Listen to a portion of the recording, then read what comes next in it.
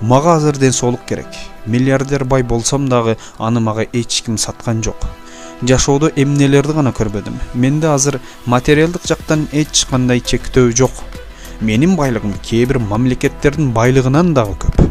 Бирок ал байлыктар мени сактай албай турат. Жашоомдо мен үчүн эң чоң максатым болгон Apple компаниясын түптөдүм. Аны дүйнөдөгү эң алдыңкы, эң кымбат корпорацияга айланттым. Колуңуздагы iPhone дагы менин эмгегим. Мен максатыма жеттим. Мен тоодун эң бийик чокусуна чыктым. Бирок ал максаттарга жетүүдө өмүрүмдү, ден соолугумду садага чаптым. Ушундай. Мени түшүндүңүздөр деп ойлойм. Жашоодогу эң чоң бакыт бул жаныңызда чын дилиңиз менен баарлаша турган жакын адамыңыз же досуңуздун барлыгында. Стив Джобс өзүнүн ою боюнча жашоо тууралуу эң керектүү деген 5 нерсени белгилеп айтып кеткен. Биринчиси, балдарыңызды тарбиялап жатканда бай болууга эмес, бактылуу болууга үйрөткүлө. Анткени алар чоңойгондо бардык нерсенин баасын билишет. Экинчиси, тамак ашты дары катары азыктаныңыздар. Болбосо дарыны азык катары колдонуп каласыз.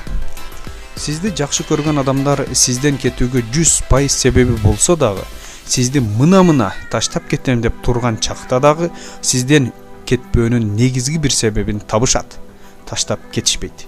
Андыктан сизди жакшы көргөндөрдү баалай билиңиз.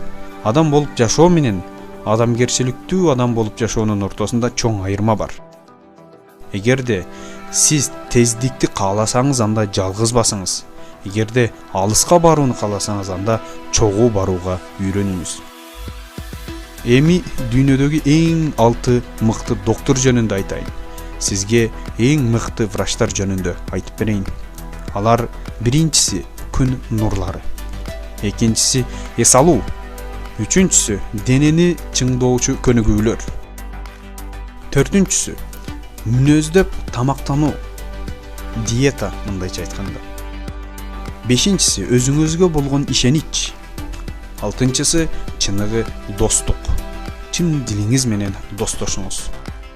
Жашоонун ар бир тепкичинде ден соолукта болуп ырахат алыңыз. Стив Джобс.